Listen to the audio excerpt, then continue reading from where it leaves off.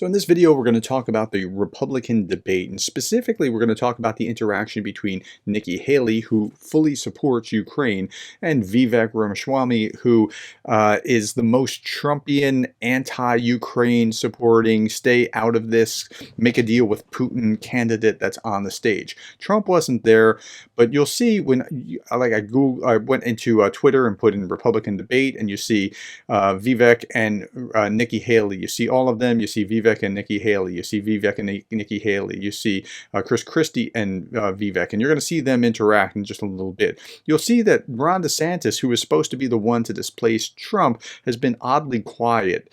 And that's kind of the way that the debate went last night. These were the only four that showed up. Trump didn't actually show up to the debate. Now, yesterday I put out this video, Congressman Behaving Badly, and I explained what was happening.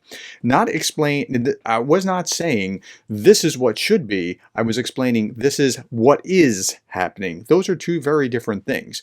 I fully support Ukraine. I've put out 1,000+ videos since the war began of supporting Ukraine. Now, with that being said, I was also explaining, hey, the Republicans are doing this because they're trying to achieve that, and there's probably going to be a deal before it's all over. It's a bad look. I wish they didn't do this. I wish they would just support Ukraine, but this is what's happening, and this is how the political machinations work. Now, I had fewer views, but I had 3 times the number of comments of mostly people cursing the Republicans. Remember, you want Republicans like me to be supporting you, so paint with a little bit less broad of a brush when you're talking about this kind of thing if you're going to curse Republicans, because you really do want their support for Ukraine. If you're here, I'm assuming that you're supporting Ukraine. Okay, so I want to show you this. Jake Bro talked about this yesterday, and I couldn't agree with him more. He was talking about the border issue. And he has a different view than I do about the border issue, and that's okay. You should triangulate on different views and how people see things, and then make a decision yourself. I tell you that all the time. Go listen to multiple sources and make up your mind, but don't just listen to one source, not even me, and just go from there and just say, well, you know, Dr. Gerdes said it. No, don't do that. I don't want you to do that. I don't want you to parody me. I want you to think on your own critically. Okay, but here's how Jake ended it, and I thought it was beautiful. Our allies around the world. This is a single issue channel. I don't care about any other political issue right now, because to me personally, this is the most important issue. Whether or not these wars in Europe will continue for decades to come, whether or not there will be a nuclear conflict between Russia and NATO, everything depends today on Ukraine holding the line and getting their territory back. That's right.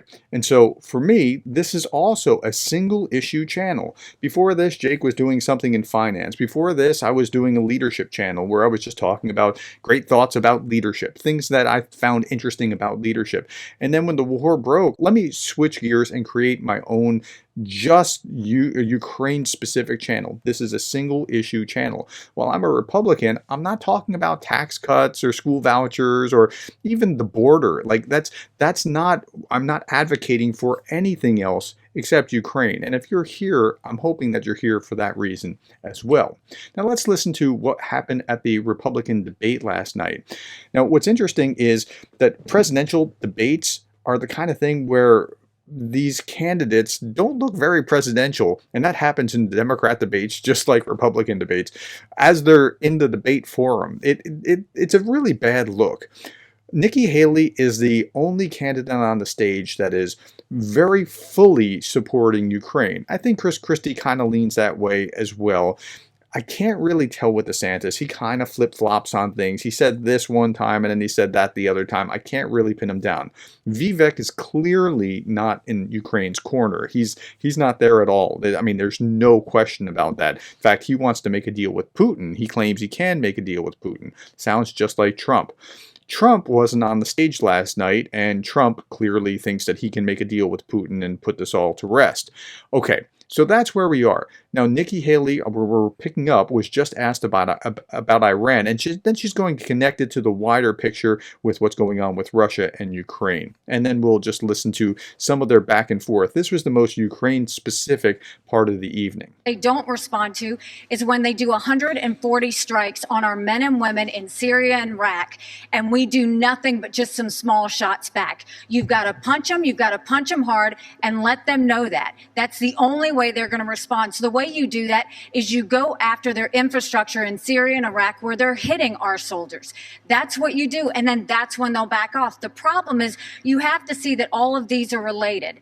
If you look at the fact Russia was losing that war with Ukraine. Putin had hit rock bottom. They had raised the draft age to 65. He was getting drones and missiles, drones from Iran, missiles from North Korea. And so what happened? When he hit rock bottom, all of a sudden, his other friend, Iran, Hamas goes and invades Israel and butchers those people on Putin's birthday. There is no... Now, I'm not sure that that's tied, that it's because of his birthday, that's connected. That could be a fluke.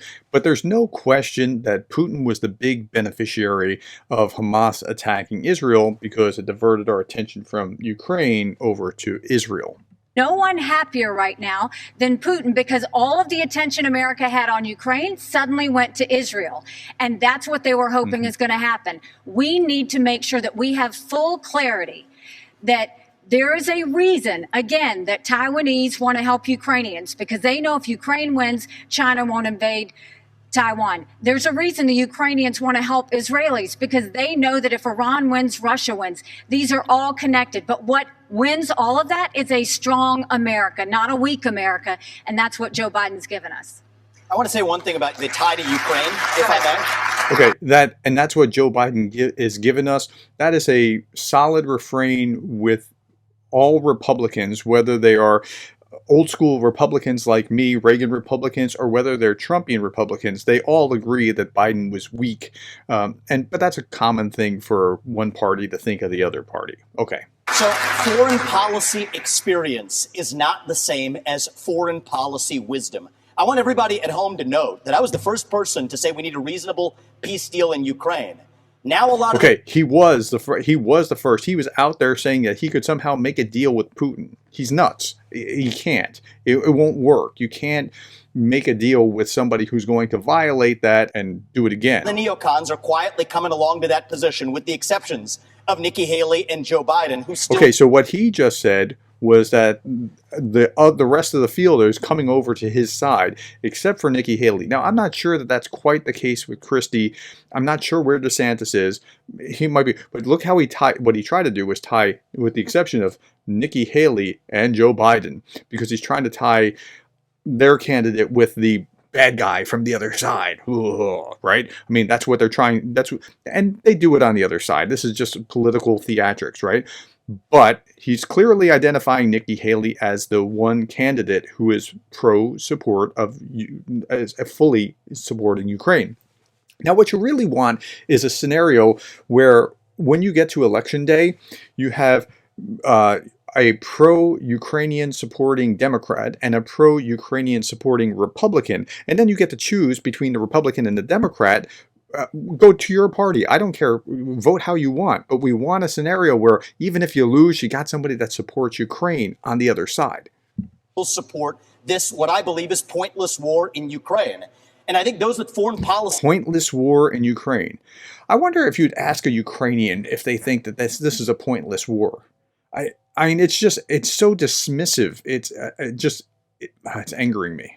The experience, one thing that Joe Biden and Nikki Haley have in common is that neither of them could even state for you 3 provinces in eastern Ukraine that they want to. Neither can state for you 3 provinces in eastern Ukraine that they want to save, right? Let's keep going. Send our troops to actually fight for. Look at that.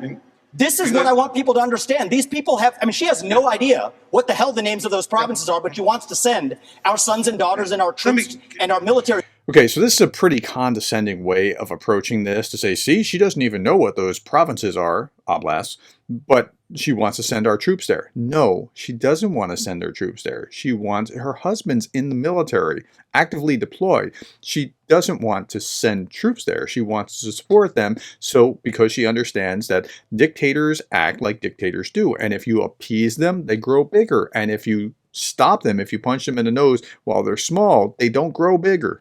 Equipment to go fight it.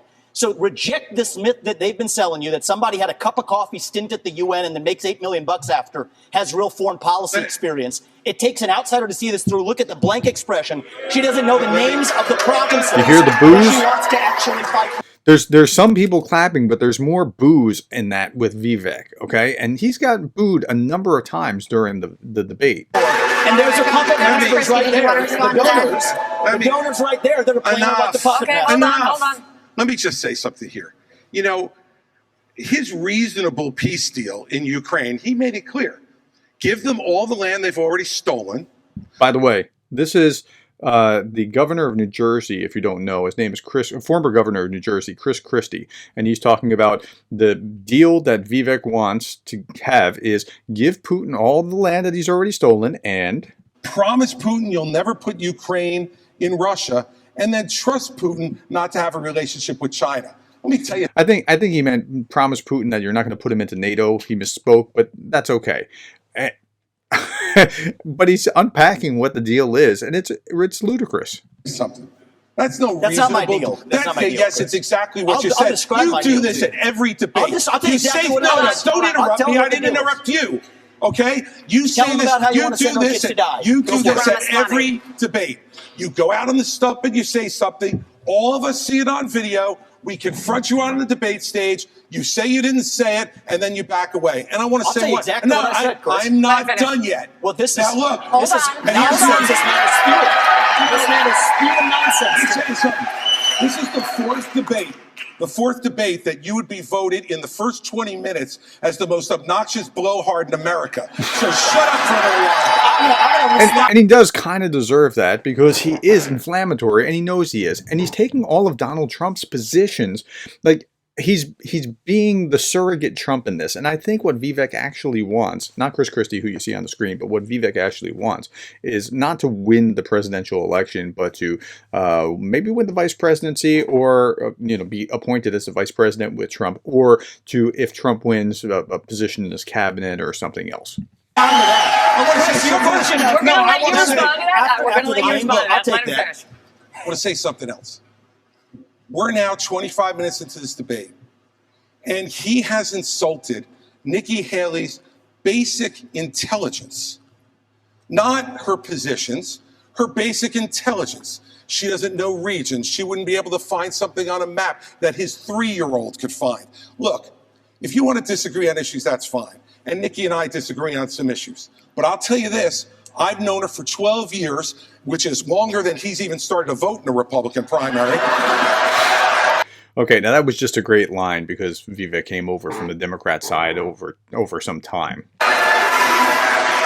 And while we disagree about some issues and we disagree about who should be president of the United States, what we don't disagree on is this is a smart, accomplished woman, and you should stop insulting So her. I'm going to take this. I'm going to take several times over. And it's not like she's any slouch. Nikki Haley was the former ambassador to the United Nations, and before that, she was a longtime, well-respected and liked governor of South Carolina for many, many years. So first of all, I think we just learned something from Chris Christie.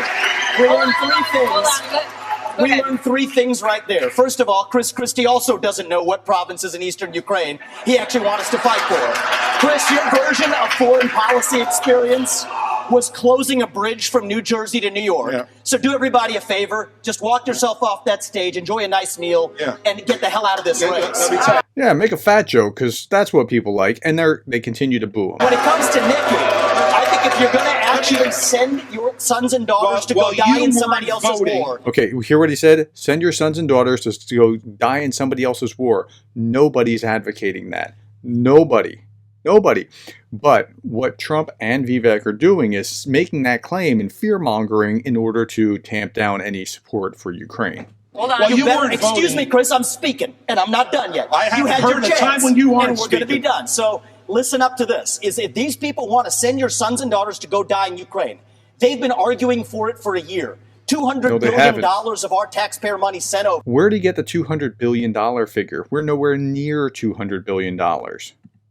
Neither of them could even name for you the provinces that they actually want to protect. And this is the people who have been touting their... Okay, again, he challenged Haley, saying, you can't even name 3 provinces. Keep listening. So-called foreign policy experience. It is intellectual fraud. These people are lying to you, the same people who told you about weapons and mass destruction in Iraq to justify that invasion didn't know the first thing about it, yet they sent thousands of our sons and daughters to go die. The same people who told you the same in Afghanistan, where the Taliban is still in charge 20 years later. $7 trillion of our national debt due to these... Okay, here he's speaking to the populist right. This is different than the conservative right, but the populists who are the America First isolationist types, that's who he's speaking to here very, very clearly. Toxic neocons. You can put lipstick on a Dick Cheney, it is still a fascist neocon. Thank you, Mr. Ramaswamy. See that today. Thank you, Mr. Dick Ramaswamy. Cheney all over again in this party. Thank you, Mr. Ramaswamy. 15 seconds. Okay, listen very carefully to what Nikki Haley is about to say. Name the provinces. Neither of you could even name the Ramaswamy. about Eastern Thank you. countries. Donetsk, Luhansk, and Crimea. Think about that. Did you hear that? She just said Donetsk, Luhansk, and Crimea. I think we've had enough of this. And Crimea. Think about that. That's right. She got it. She understands. She knows enough. It's not like she's a slouch. She was the ambassador to the UN. And so she just said Donetsk, Luhansk, and Crimea. She does know more than Vivek's giving her credit. Crimea is the wrong answer. All right. No, Crimea is not wrong. He said Crimea is the wrong whatever. No, Donetsk, Luhansk, and Crimea were the 3 primary contested provinces. Now you can add Zaporizhzhia and Kherson to it now because of what was already taken over, but that was legitimate to say Donetsk, Luhansk, and Crimea because that's 3 of those 5, and he's only counting 4. Let me just say this. You know, this is the kind of thing where he talks about experience. You know, I was the U.S. attorney in New Jersey when the terrorist attacks were launched against the United States in 2001. I brought the first two cases in this country against terrorists who tried to attack us again. And I know about the threat of terrorism and bullying in this country and around the world.